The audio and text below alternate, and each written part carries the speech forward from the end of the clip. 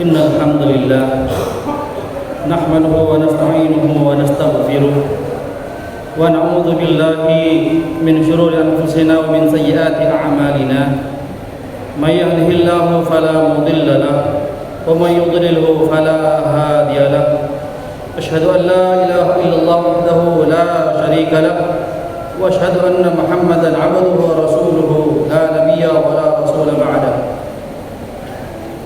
قال تعالى في كتابه الكريم أعوذ بالله من الشيطان الرجيم بسم الله الرحمن الرحيم يا أيها الذين آمنوا اتقوا الله حق تقاته ولا تموتن إلا وأنتم مسلمون وقال أيضا يا أيها الناس اتقوا ربكم الذي خلقكم من نفس واحدة وخلق منها زوجها وبث منهما رجالا كثيرا ونساء واتقوا الله الذي تساءلون به والأرحام إن الله كان عليكم رقيبا. اللهم صل على محمد وعلى آله وأصحابه ومن تبعهم بإحسان إلى يوم الدين. أما بعد أوصيكم نفسي بتقوى الله وطاعته لعلكم تفلحون. Jemaah sedang salat Jumat yang dimuliakan Allah, alhamdulillah dengan izinnya kita sekarang berada di tanggal 27 Dzulqa'dah 1444 Hijriah, yang mana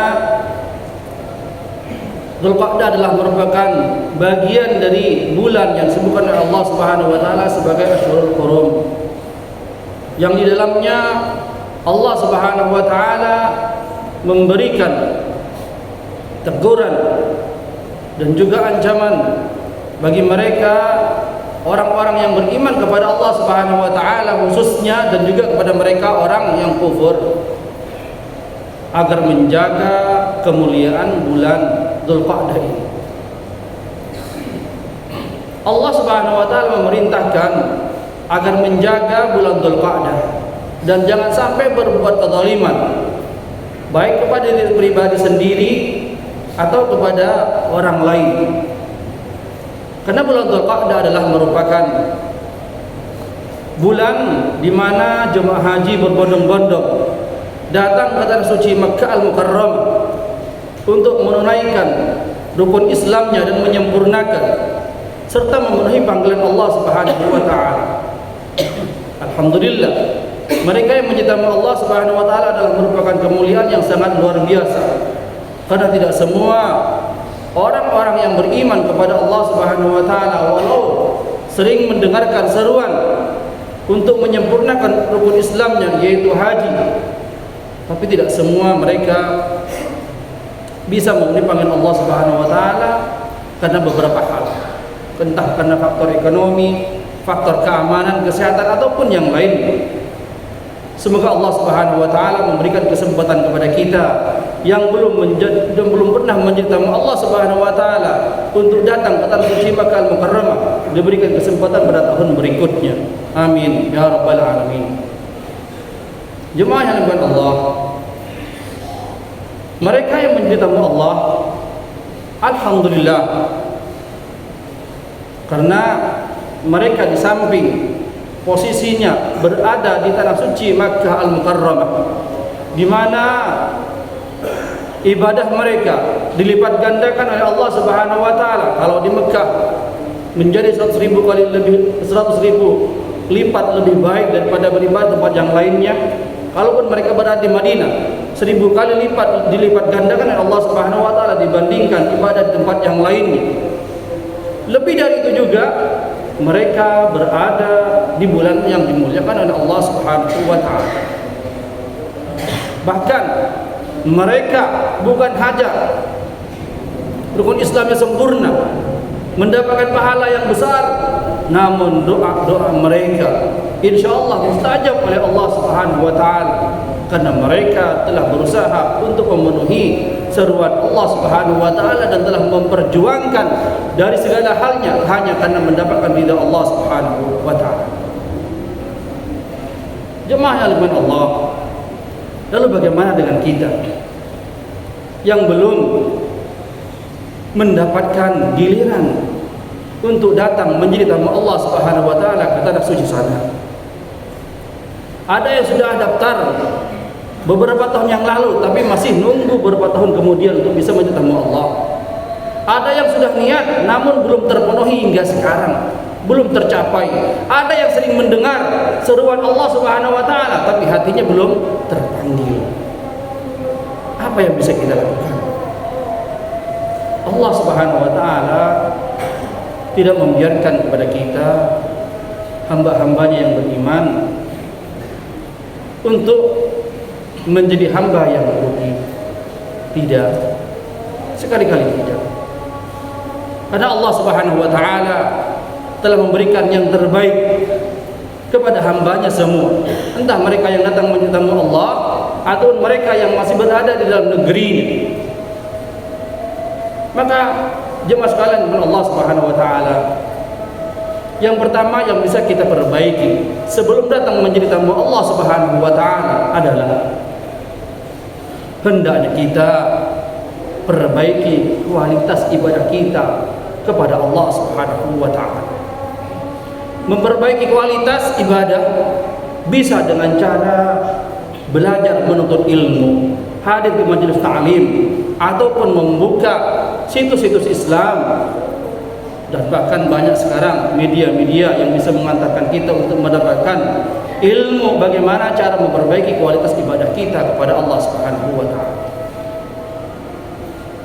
Sebab betapa banyak mereka yang datang ke tanah suci Makkah Al-Mukarramah niat untuk menyempurnakan rukun Islam, niat untuk mendapatkan pahala yang besar, niat mendapatkan ijabatul doa dari Allah Subhanahu wa taala. Namun setibanya mereka di sana tidak sesuai dengan apa yang diinginkan oleh Allah Subhanahu wa taala.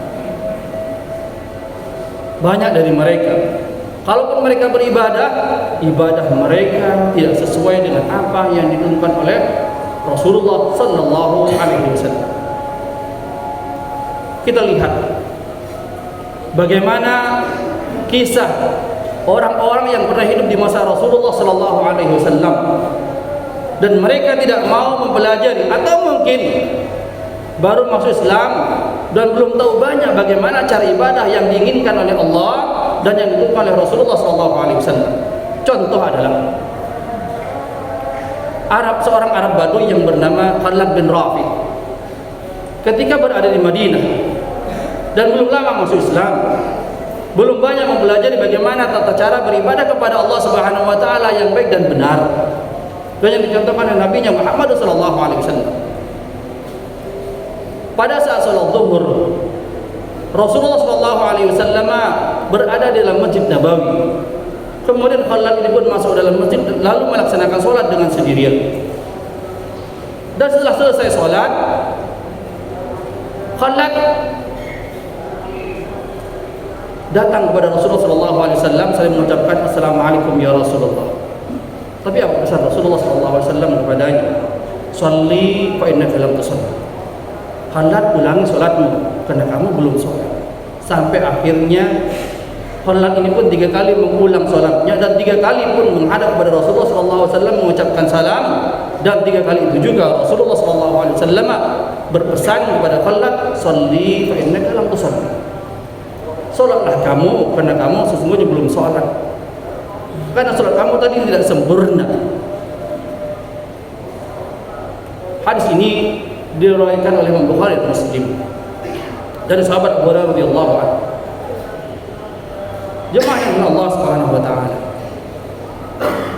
ingat bahwa Khalad bin Rafi orang Arab, pintar bahasa Arab, ngerti bacaan, ngerti pesan-pesan Rasulullah sallallahu alaihi wasallam. Tapi ketika salat di Masjid Nabawi, ternyata oleh Rasulullah sallallahu alaihi wasallam dipesankan agar sholli fa innaka lam tusalli. Padahal Khalad bin Rafi setiap kali datang, akhirnya setelah 3 kali datang kepada Rasulullah sallallahu alaihi wasallam dan Rasulullah memerintahkan kepadanya sholli fa innaka lam tusalli, lalu Khalad bin Rafi memberitahukan kepada Rasulullah sallallahu alaihi wasallam, ya Rasulullah, la usina ghairahu fa'allimni. Wahai Rasulullah, saya tidak tahu lagi yang lebih baik daripada apa yang telah saya lakukan tadi. Maksudnya adalah sholat yang terbaik menurutnya adalah sholat yang pertama, 2 dan ketiga yang dilakukan tadi. Yang pada akhirnya Khalad bin Rafi minta kepada Rasulullah SAW, fa'alimni, tolong ajarkan kepada saya Rasulullah bagaimana tata cara sholat yang benar. Jemaah ibn Allah,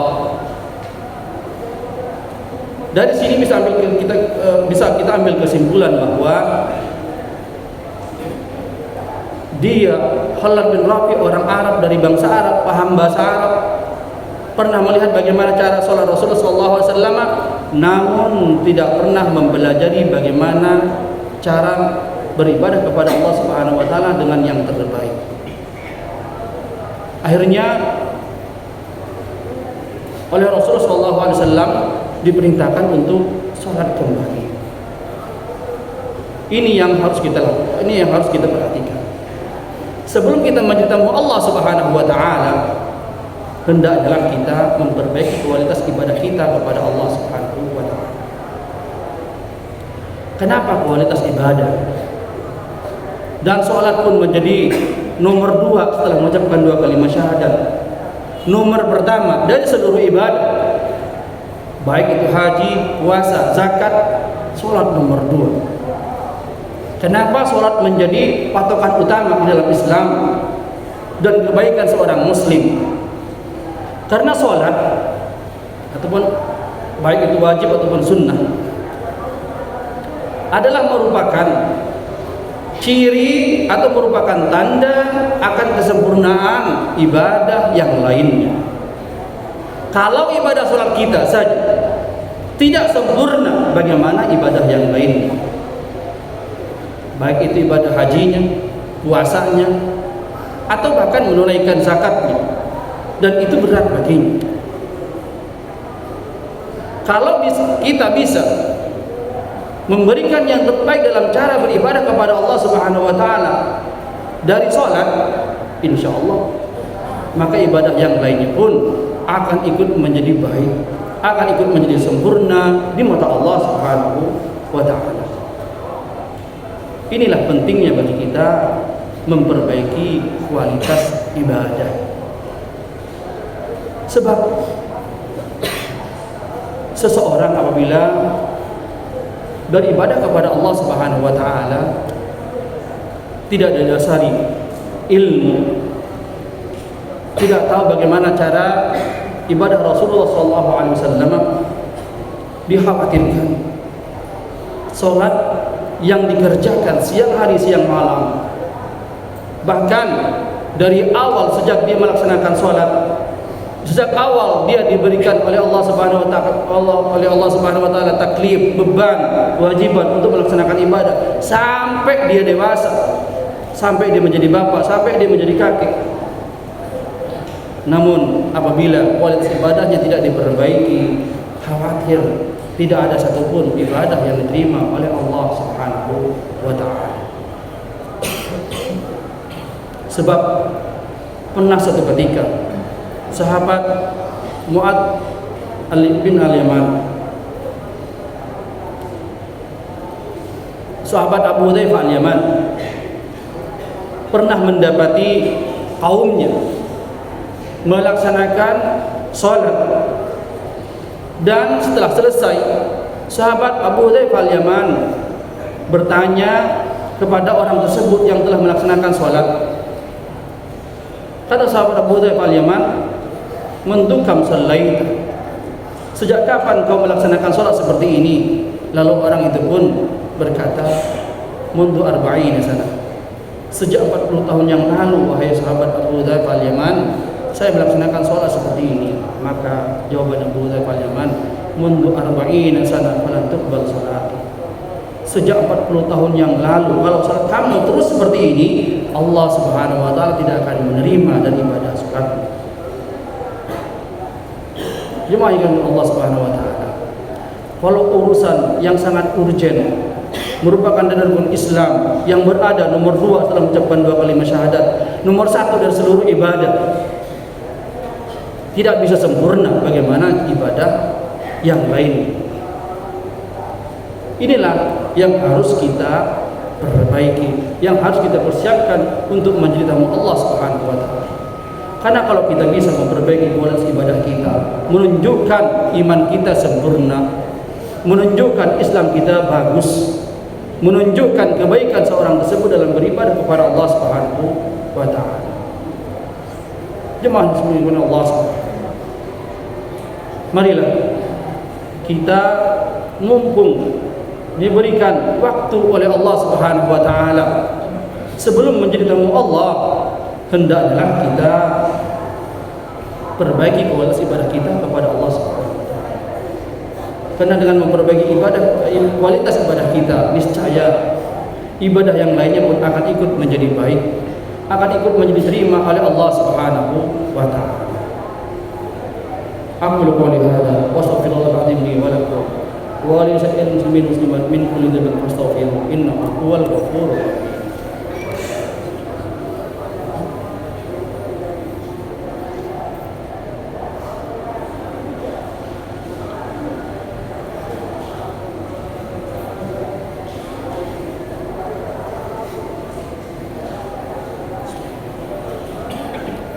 Hamdan yuafi ni'amahu fi mazidah. Ya Rabbana wa lakal hamdu kama yanbaghi li jalali wajhikal karim wa 'azimi sultanik. Asyhadu an la ilaha illallah wahdahu la syarika lah wa asyhadu anna Muhammadan 'abduhu wa rasuluhu la nabiyya wa la rasula ba'dahu. Amma ba'd. Jemaah yang Allah, kemudian yang bisa kita lakukan sebelum kita ketemu Allah Subhanahu wa taala, hendaknya biasakan diri kita untuk berbuat baik dan beramal saleh. Terlebih kita sekarang berada di bulan yang dimuliakan oleh Allah Subhanahu wa taala, yang mana Allah Subhanahu wa taala akan memberikan pahala yang berlipat ganda apabila kita melakukan suatu kebaikan, apabila kita melakukan amal saleh. Dan di antara amal saleh yang paling diharapkan oleh mereka orang yang meninggal apabila nanti mereka dihadapkan oleh Allah Subhanahu wa taala dengan surga dan neraka, setelah mereka melihat catatan amalnya, ternyata pahala dari ibadah yang dilakukan kurang, tidak mencukupi untuk bisa menjadi tamu surga Allah Subhanahu wa taala, adalah sedekah. Dan sedekah yang terbaik ketika Ashrul Awakhir, bulan Dzulhijjah datang, adalah berkorban bagi mereka yang diberikan keluasaan oleh Allah Subhanahu wa taala dari rezeki. Karena dengan berkorban tersebut dia mendapatkan pahala dan juga keluarganya beserta orang lain pun akan mendapatkan kebaikan darinya. Dan insya Allah Allah Subhanahu wa taala tidak akan menyia-nyiakan kebaikan yang kita lakukan. Dan janganlah khawatir bahwa duit, harta, rizki yang kita dapat lalu kita kembalikan kepada Allah Subhanahu wa taala, Allah Subhanahu wa taala tidak menggantinya dengan yang lebih baik. Insya Allah Allah Subhanahu wa taala akan gantikan dengan yang lebih baik dari apa yang telah kita keluarkan. Bahkan Allah Subhanahu wa taala pun sebagaimana dikatakan Rasulullah sallallahu alaihi wasallam bahwa apabila seorang hamba dia berinfak, bersedekah di jalan Allah Subhanahu wa taala di pagi hari, maka malaikat datang kepada kita dari sebelah kanan dan juga dari arah sebelah kiri. Dari arah yang sebelah kanan mendoakan, Allahumma a'til munfiqa khalafa wa'atil mumsika tarafa. Ya Allah, berikanlah kepada mereka orang yang berinfak di jalan-Mu ganti dengan yang lebih baik, sementara mereka yang enggan untuk berinfak di jalan Allah Subhanahu wa taala, doanya malaikat yang dari arah kiri adalah wa'atil mumsika talafa, dan berikanlah kepada orang yang memegang erat dari harta yang telah diberikan rezeki oleh Allah Subhanahu wa taala kepadanya dengan kerugian, kehancuran. Ini doanya malaikat dari mereka orang yang enggan untuk beramal saleh, untuk berbuat baik. Karena itu, jemaah yang Allah Subhanahu wa taala, gunakanlah kesempatan ini, kesempatan yang terbaik ini, agar Allah Subhanahu wa taala memberikan kecintaannya dan kasih sayangnya kepada kita, sehingga kita menjadi hamba yang mendapat ridha Allah Subhanahu wa taala dan dimudahkan bagi kita di yaumil hisab nanti pada hari kiamat. Semoga Allah Subhanahu wa taala memberikan kemudahan kepada kita untuk bisa menjadi tamu Allah Subhanahu wa taala dan berinfak di jalannya dengan harta yang terbaik, sehingga Allah Subhanahu wa taala memberikan kelancaran dalam urusan kita, kemudahan dalam mendapatkan rezeki yang halal, diberikan keberkahan dalam hidup semuanya. Amin ya rabbal alamin. Allahumma shalli ala Muhammad wa ala Muhammad kama shallaita ala Ibrahim wa ala Ibrahim wa ala Muhammad wa ala Muhammad kama barakta ala Ibrahim wa ala Ibrahim innaka Hamidum Majid. Allahumma fil muslimin wal muslimat wal mu'minin wal mu'minat al ahya'i minhum wal amwat innaka sami'un qaribun mujibud da'wat ya qadir hajat innaka ala kulli syai'in qadir. Rabbana ighfir lana wa li ikhwanina alladhina sabaquna bil iman wa la taj'al fi qulubina ghillan lil ladzina amanu rabbana innaka ra'ufur rahim. Rabbana zalamna anfusana wa illam taghfir lana wa tarhamna lanakunanna minal khasirin. Rabbana la tuzigh qulubana ba'da idh hadaytana wa hab lana min ladunka rahmah innaka antal wahhab. Rabbana anzilna munzalan mubarakan wa anta khairul munzilin. Rabbana atina fid dunya hasanah wa fil akhirati hasanah wa qina adzabannar. Sallallahu alaihi Muhammad wa ala alihi wasallam. Subhana rabbika rabbil izzati amma yasifun wa salamun alal mursalin rabbil alamin. Aqimis shalah.